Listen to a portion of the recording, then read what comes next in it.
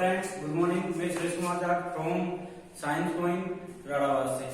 पिछले वीडियो में आपने मैट्रिक्स के बारे में पढ़ा था और मैट्रिक्स की पिछले वीडियो में हमने मैट्रिक्स की परिभाषा और उसके कुछ प्रकार के बारे में पढ़ा था। आज के वीडियो में हम मैट्रिक्स की कुछ बेसिक प्रॉपर्टी और उससे रिलेटेड कुछ क्वेश्चन करने वाले हैं। तो स्टार्ट करते हैं अपन मैट्रिक्स की प्रॉपर्टी को लेकर। इसकी पहली प्रॉपर्टी आपकी परिवर्त अवयव यानी कि ट्रांसपोज ऑफ ए मैट्रिक्स। अब ट्रांसपोज ऑफ ए मैट्रिक्स क्या होता है? अगर अपन किसी मैट्रिक्स के स्तंभ को अपन पंक्ति में बदल दे या फिर पंक्ति को किस में कन्वर्ट कर दे अपन स्तंभ में, तो इस प्रकार से जो आपकी मैट्रिक्स बनेगी वो क्या रहेगी? आपकी ट्रांसपोज ऑफ ए मैट्रिक्स। ठीक है, तो इसको अपन दिखाते हैं a की पावर t से या फिर अपन a डैश से इसको क्या करेंगे? अपन रिप्रेजेंट करते हैं, यानी अपन ट्रांसपोज ऑफ ए मैट्रिक्स को किससे रिप्रेजेंट करेंगे? a की पावर t। t का मतलब क्या हो गया आपका? ट्रांसपोज, या फिर अपन क्या लिखेंगे उसको? 1t। फॉर एग्जांपल के लिए अपन देखते हैं कि आपके पास कोई मैट्रिक्स है a, आपके पास कोई मैट्रिक्स है a, जिसे आपका 1 हो गया, 2 हो गया, 3 हो गया और 4 हो गया। 1 हो गया, 2 हो गया, 3 हो गया और 4 हो गया। इसका ऑर्डर हो गया आपका 2 into 2। आपको इसका ट्रांसपोज निकालना है, यानी आपको क्या निकालना है? आपको 80 फाइंड करना है। तो 80 के लिए आपको क्या करना होगा? इस मैट्रिक्स का जो कॉलम है उसको किसमें कन्वर्ट करोगे आप? रो में, और रो को कन्वर्ट करोगे आप किसमें? कॉलम में। तो देखो आपका ये क्या? आपका कॉलम नंबर 1, ये कॉलम नंबर 2। अगर अपन इस कॉलम को कन्वर्ट करते हैं किसमें? रो में, तो कॉलम को क्या बनाओगे पहले आप? रो, यानी कॉलम को बनाओगे आप R1। क्या बनाओगे आप? R1। तो कॉलम को बनाना आपको रो, तो ये कॉलम 1 का एलिमेंट 1 और ये एलिमेंट 3, यानी कॉलम 1 को आपने क्या बना दिया? रो 1 बना दिया। इसी प्रकार अगर अपन कॉलम 2 को क्या बना दिया? अपन रो 2, या अपन क्या बना दिया उसको? R2। तो कॉलम 2 के एलिमेंट क्या हो गया आपके? 2 और 4। अगर इसको अपन रो में कन्वर्ट करें तो क्या हो जाएगा आपका? 2 और 4। तो ये क्या हो गया आपका? ट्रांसपोज ऑफ ए मैट्रिक्स, यानी किसी मैट्रिक्स के कॉलम्स को अपन अगर रो में कन्वर्ट कर दे या फिर रो को किसमें कन्वर्ट कर दे? अपन कॉलम्स में, तो वो आपके मैट्रिक्स होगी ट्रांसपोज ऑफ ए मैट्रिक्स। तो इसका अगर अपन ऑर्डर बात करें तो ऑर्डर क्या होगा आपका? 2 into 2 ही होगा, क्योंकि आपकी जो मैट्रिक्स ली है आपने वो 2 into 2 की ली है आपने। ठीक है, नेक्स्ट देखते हैं अपन ट्रांसपोज ऑफ ए मैट्रिक्स के बारे में। आपका हो गया कि ऐसी मैट्रिक्स जिसके अगर कॉलम्स को अपन रो में कन्वर्ट कर दे और रो को अपन कॉलम्स में कन्वर्ट कर दे, तो वो आपके मैट्रिक्स होगी ट्रांसपोज ऑफ ए मैट्रिक्स। आगे चलते हैं अपन। सेकंड प्रॉपर्टी है इसकी आपके सममित मैट्रिक्स या फिर सममित अवयव। सममित मैट्रिक्स ऐसी मैट्रिक्स होती है, अगर ऐसी मैट्रिक्स जिसका अगर अपन ट्रांसपोज करें तो वो ट्रांसपोज और वो मैट्रिक्स क्या होनी चाहिए? आपस में इक्वल। तो नंबर 2 पे बात करते हैं अपन सममित मैट्रिक्स। सममित मैट्रिक्स आपका नंबर 2 है, इसमें सममित मैट्रिक्स या फिर सममित अवयव। तो आपका सममित अवयव या सममित मैट्रिक्स वो मैट्रिक्स होगी जिसमें अगर आप किसी मैट्रिक्स लेते हो, सपोज अगर आपने मैट्रिक्स ली है A और इसका अगर आप ट्रांसपोज करते हो तो इसका ट्रांसपोज क्या हो गया आपका? A की पावर t कहते हैं इसको अपन, और ये दोनों क्या हो जाएंगे? आपके इक्वल हो जाएंगे। यानी ऐसी मैट्रिक्स जिसमें उसका ट्रांसपोज करने के बाद दोनों की वैल्यू क्या हो जाए? समान आ जाए, तो वो हो गया आपकी सममित मैट्रिक्स। फॉर एग्जांपल के लिए देखते हैं अपन जी, ए आपकी कोई मैट्रिक्स है, तो उसके एलिमेंट आपने ले लिए 1 -2 -2 और 3। अगर अपन इसका ट्रांसपोज करें, इसका ट्रांसपोज होगा आपका 1 की पावर 3, इसको अपन दिखाते हैं ट्रांसपोज को। तो ट्रांसपोज करें तो ट्रांसपोज में क्या होता है? आपका रो कन्वर्ट होता है कॉलम्स में और कॉलम कन्वर्ट होंगे आपके रो में, या फिर अपन कहें कि पंक्तियां कन्वर्ट होंगे आपके स्तंभों में और स्तंभ कन्वर्ट होंगे आपके पंक्तियों में। तो अगर अपन कॉलम को चेंज करते हैं पंक्तियों में, तो पहला कॉलम कौन सा हो गया आपका? 1 -2। इसको आपको क्या बनानी है? रो बनानी है, तो रो बनाओ 1 और रो को -2।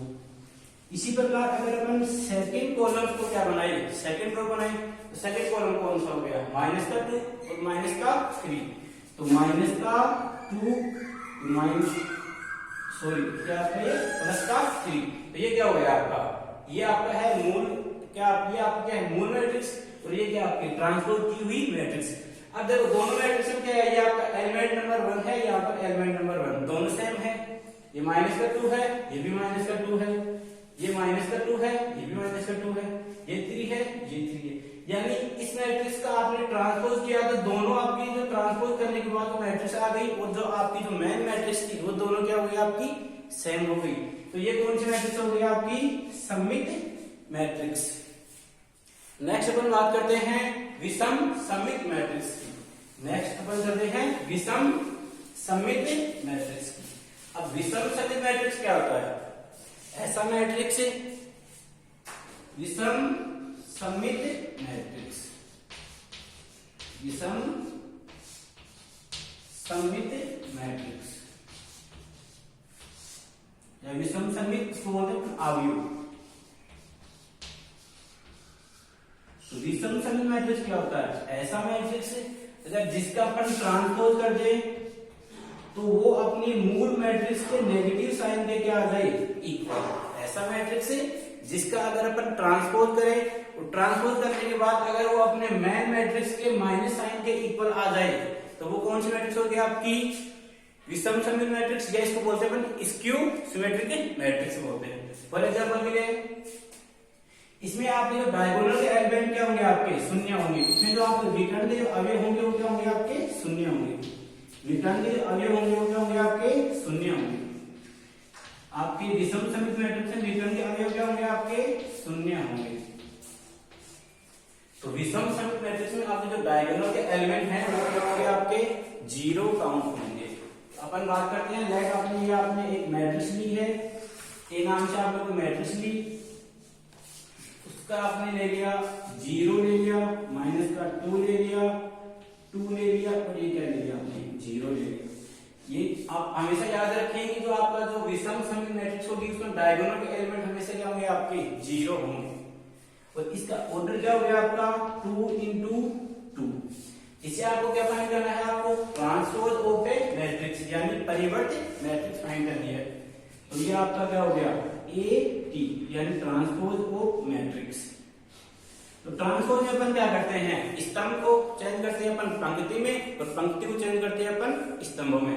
तो आपका पहला कॉलम कौन सा हो गया आपका 0 2, इसको चेंज करना आपको किसमें रो में, यानी रो बनाओ तो क्या होगा आपका 0, और ये कॉलम का जो एलिमेंट हो गया वो कहां आ गया आपका रो में शिफ्ट हो गया।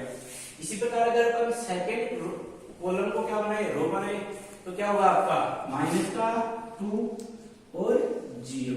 इसका ऑर्डर देखें तो इसका ऑर्डर होगा आपका 2 into 2। अब यहाँ पे क्या प्रॉपर्टी में क्या लिखा है कि ट्रांसपोज करने पे वो क्या होना चाहिए, मेन मैट्रिक्स के क्या होना चाहिए माइनस साइन के इक्वल आना चाहिए। तो इसमें से अगर मैट्रिक्स में अपन क्या साइन कॉमन ले लें, माइनस का साइन कॉमन ले लें, तो ये मैट्रिक्स आपकी बन जाएगी इस प्रकार से बन जाएगी आपकी 0 माइनस की 2 2 0। तो इसको अगर अपन लिखे तो ये आपकी जो मेन मैट्रिक्स आपने एग्जांपल में ली है वो बन गई आपके पास में, यानी ये आपका क्या हो गया 80 माइनस क्या हो गया ये माइनस का 80। अगर ये इस रूल को फॉलो कर दिया या इस रूल को फॉलो करते थे क्या हो गया आपकी ट्रांसपोज ऑफ ए मैट्रिक्स किस रूप में विषम सममित अवयव कहलाएगी। मैं एक बार फिर से रिपीट करता हूं, विषम सममित मैट्रिक्स ऐसे मैट्रिक्स होती है जिसमें अगर अपन उस मैट्रिक्स का क्या कर दे ट्रांसपोज कर दे और उसका सॉल्यूशन करने के बाद वो उस मेन मैट्रिक्स के माइनस साइन के इक्वल आ जाए तो वो कहलाएगी आपकी विषम सममित मैट्रिक्स या स्क्यू सिमेट्रिक मैट्रिक्स। आपने एग्जांपल लिया ए इक्वल आपके पास 0 माइनस का 2 2 0 उसका ऑर्डर हो गया आपका 2 into 2। इसको आपने कन्वर्ट किया ट्रांसपोज के रूप में तो क्या हो गया आपका 0 2 माइनस का 2 और 0। अब आपने इसमें से कॉमन लिया क्या माइनस का साइन कॉमन लिया तो ये माइनस साइन 0 के तो माइनस अप्लाई होगा नहीं तो माइनस कहां आ गया 2 पे लगा और ये माइनस माइनस क्या हो गया आपका प्लस हो गया और ये आपका क्या हो गया आपका और ये आपका क्या ये आपका जो मेन आपने मैट्रिक्स लिया वो हो गई। तो आपकी 80 इक्वल क्या हो गई आपकी माइनस का 1। नेक्स्ट चलते हैं अपन मैट्रिक्स के कुछ फंडामेंटल रूल्स और एक आप उनके बारे में करते हैं। अगर आपके पास कोई दो मैट्रिक्स हैं और आपको कहे कि वो दोनों मैट्रिक्स इक्वल होनी चाहिए, तो इसके लिए क्या रूल होगा? तो इसके लिए बेसिक सा रूल होगा कि अगर आपके दो मैट्रिक्स हैं और दो कहे कि दो मैट्रिक्स आपकी इक्वल होनी चाहिए, यानी वो दो मैट्रिक्स इक्वल कब होंगी? या तो उन इक्वल होंगी अगर उन दोनों मैट्रिक्स की ऑर्डर क्या होगी आपकी सेम होनी चाहिए। दूसरी बात, उनके जो एलिमेंट है वो क्या होने चाहिए? सेम होनी चाहिए। तो अपनी प्रॉपर्टी नंबर है इसकी थर्ड, दो मैट्रिक्स समान होंगी या फिर दो अवयव क्या होंगे आपके समान, दो अवयव क्या होंगे आपके समान यदि उनकी कोटि तथा प्रत्येक एलिमेंट क्या होगा? समान, तथा प्रत्येक अवयव क्या हो उसका? समान, प्रत्येक अवयव समान हो, प्रत्येक अवयव समान हो, तो वो क्या कहलाएगी आपकी? दो इक्वल मैट्रिक्स। अब अपन इसको देखते हैं एग्जांपल के थ्रू।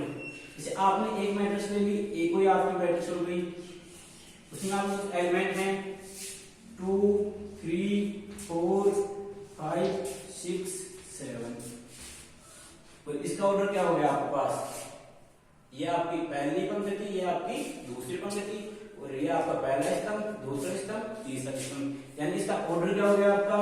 2 into 3।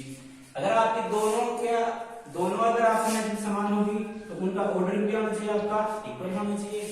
नेक्स्ट मैट्रिक्स अपन देखते हैं x 3 4 5 6 और y, इसका ऑर्डर क्या होगा आपका? 2 into 3। जैसा कि आपको इसकी डेफिनेशन में कहा गया है कि दो मैट्रिक्स क्या होंगी? इक्वल होंगी यदि उनकी ऑर्डर और उनका जो ईच एलिमेंट क्या होगा आपका? इक्वल होगा।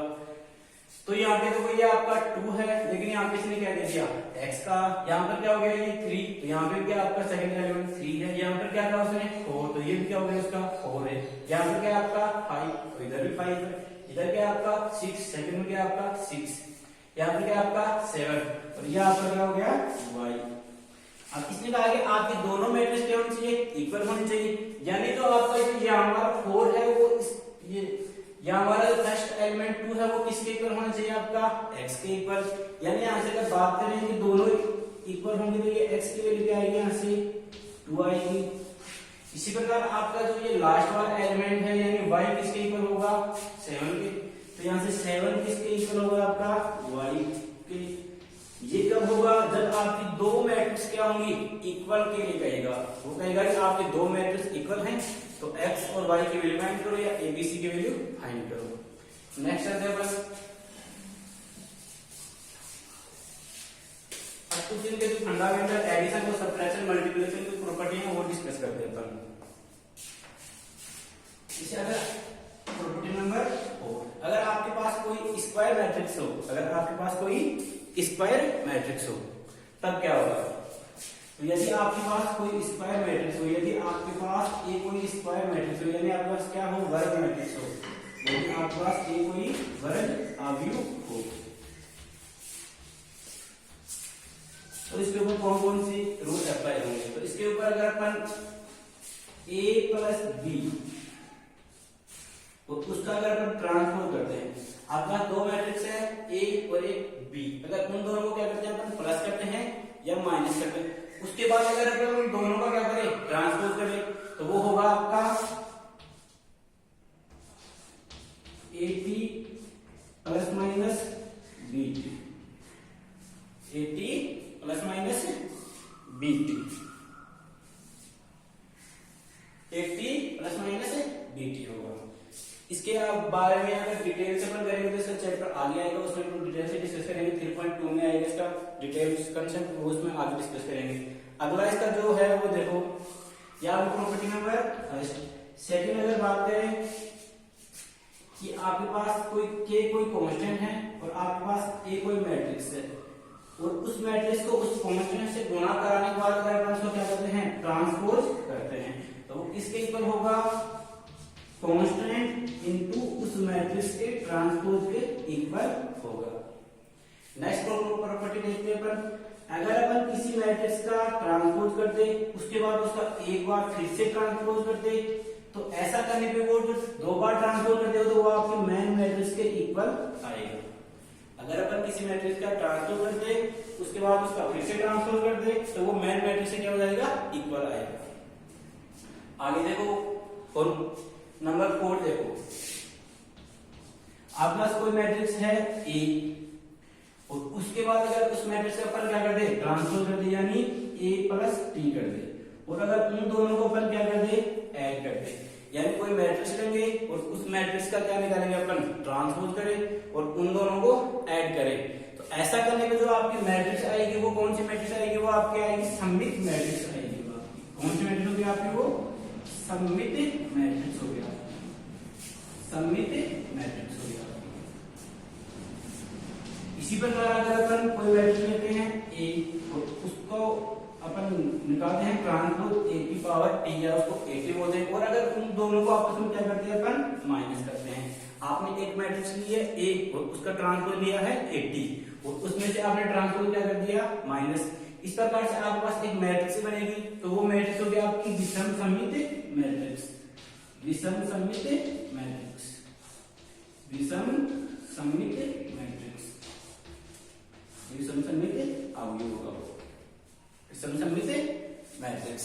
तो यदि आपके पास ए कोई वर्ग मैट्रिक्स हो तो उसके कुछ रूल होते हैं कि अगर आपके पास ए प्लस बी, उन दोनों को आपने ऐड किया और उसका ट्रांसपोज किया, तो वो क्या होगा, आपका ए का ट्रांसपोज प्लस बी का ट्रांसपोज के इक्वल होगा।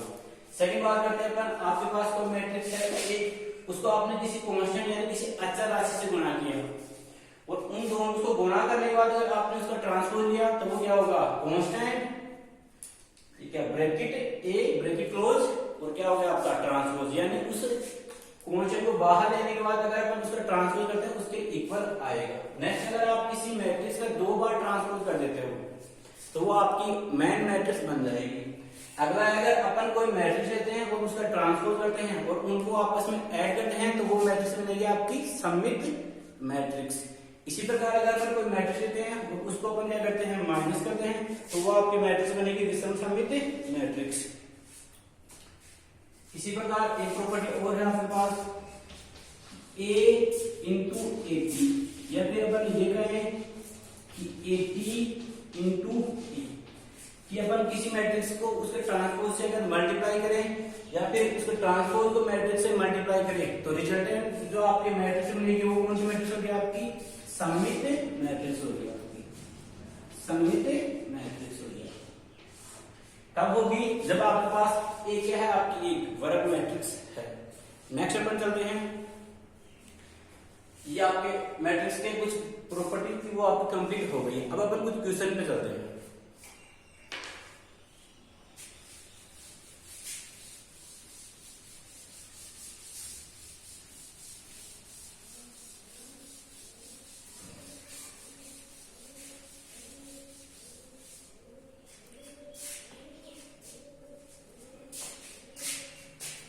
क्वेश्चन नंबर फर्स्ट, आपके पास एक कोई मैट्रिक्स है, आपके पास यदि ए एक, यदि ए एक 2x3 क्रम का मैट्रिक्स है, 2x3 क्रम का मैट्रिक्स है, तो इसके